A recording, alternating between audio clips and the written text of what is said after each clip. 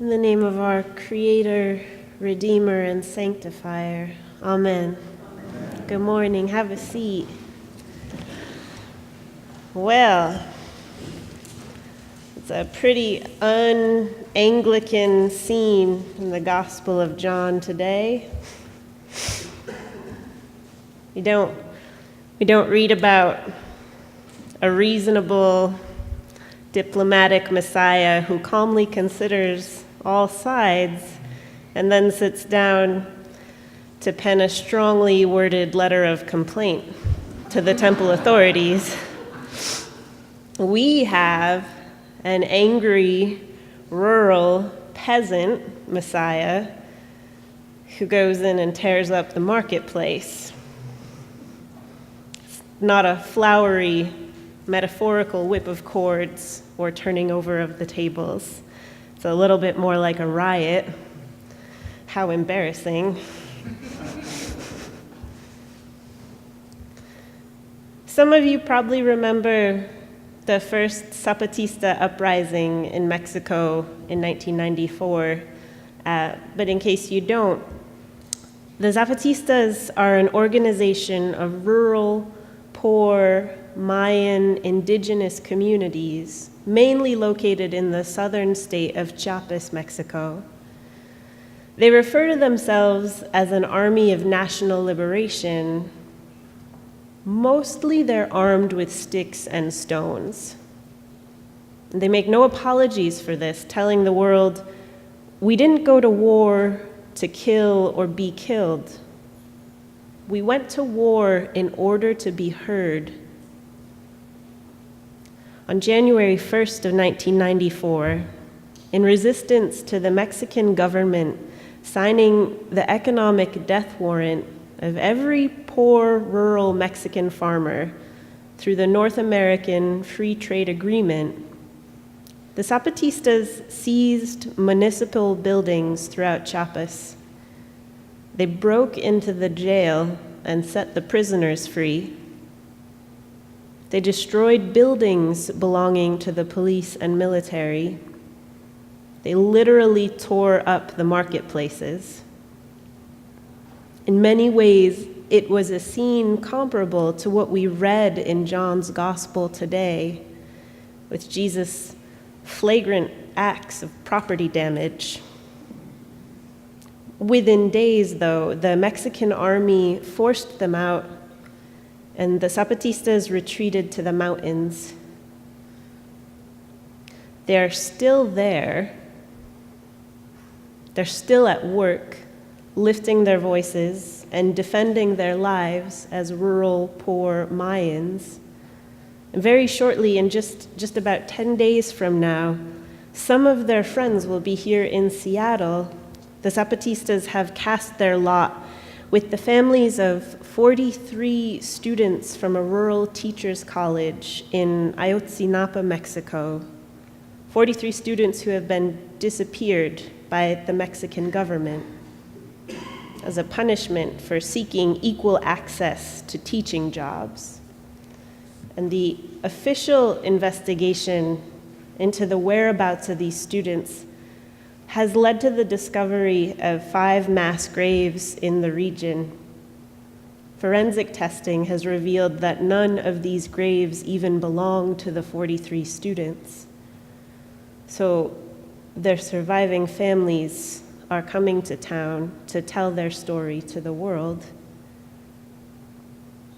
There's a reason that the Zapatistas and their friends have long understood the Day of the Dead as their own high holy day.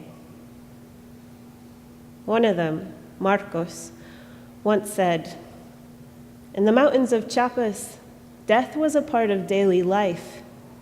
It was as common as rain or sunshine. People here coexist with death, with the death of their own, especially the little ones. Paradoxically, death begins to shed its tragic cloak. Death becomes a daily fact. It loses its sacredness. You see it as someone you sit down with at the table, like an old acquaintance. You don't lose your fear of death, but you become familiar with her.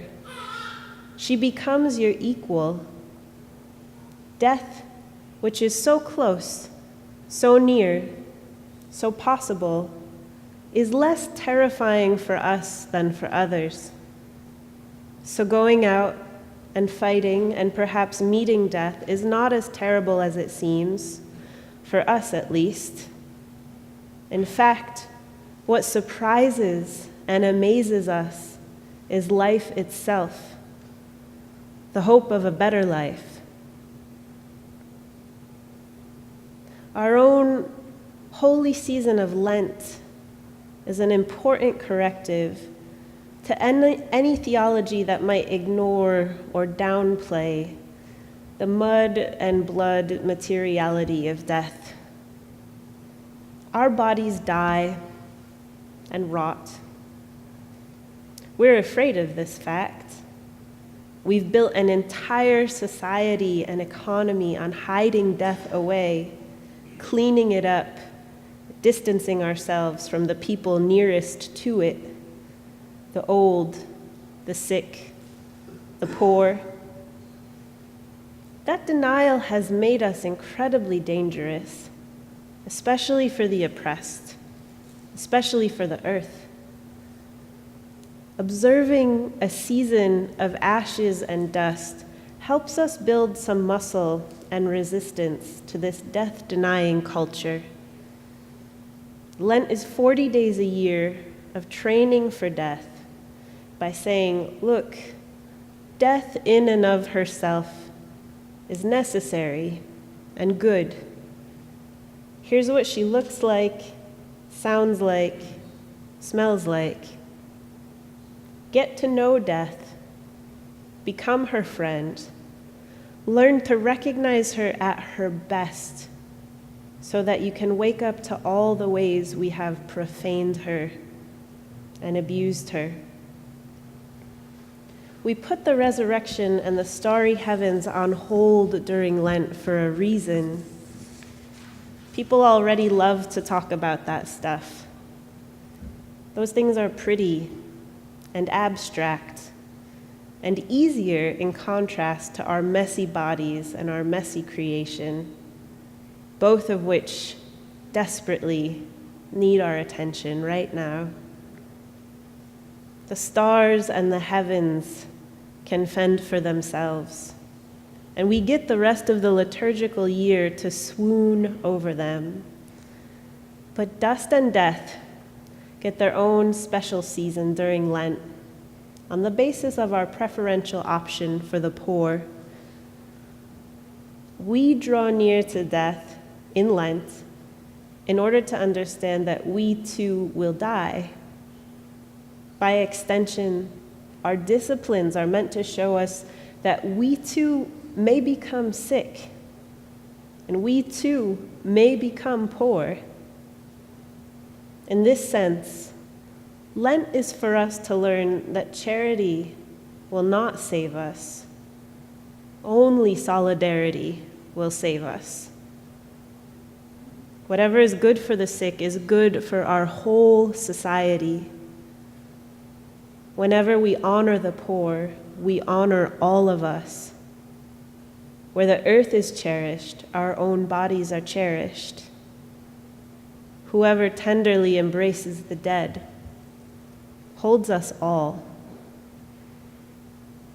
This is foolishness to the powers and principalities of our world, and I think that's what Paul is getting at in 1 Corinthians, about the cross destroying the wisdom of the wise. We hear in so many places that only the rich can save the poor, that only those with fancy degrees can help the dropouts and the illiterate. And yet here we are on the corner of 47th and Brooklyn telling the whole world it was a state-executed, homeless Palestinian peasant who saved us all. To a city building luxury condos while families with infants spend the winter sleeping in tents, we say, Whoever here is most likely to die first, that one speaks and acts with the authority of the Lord. And in the midst of a culture distracting itself from death with every anti-aging pill and potion imaginable, we gather here week after week to proclaim that nobody gets through this life without tasting death, not even God. Where is death near to you right now? Do you care for a loved one whose time is near?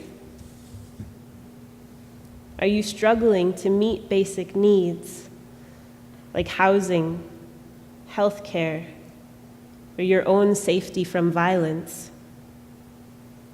Does your job, your work in the world, put you in touch with mortality? Do you live with depression, despair, or a habit of self-harm that keeps death in the back of your mind? Bring all of those things here to us in this place. Always for us as Christians, but especially during Lent, your particular nearness to death grants you an authority which your family in Christ and the rest of the world is called to see and respect. Stand in that authority. Claim it. We need to hear you. Because where is the one who is wise? Where is the scribe? Where is the debater of this age? Probably out making another $1 million soundbite for the evening news. They take care of themselves. It is on us to cleanse the temple. It is on us to take care of our own and to take care of each other.